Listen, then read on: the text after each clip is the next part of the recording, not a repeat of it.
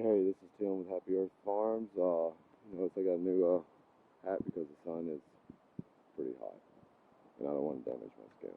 Okay. Well, I guess I've been weed eating for about a couple hours. Pretty wore out.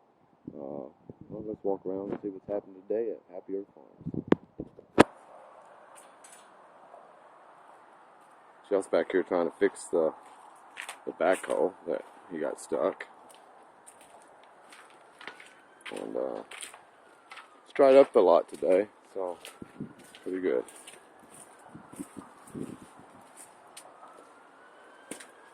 There's Jeff right there, acting like he knows what he's doing. I think I got a wrench. Yeah. Got to fix it.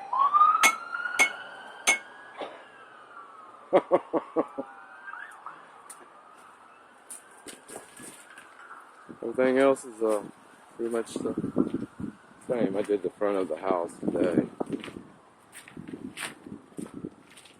Here.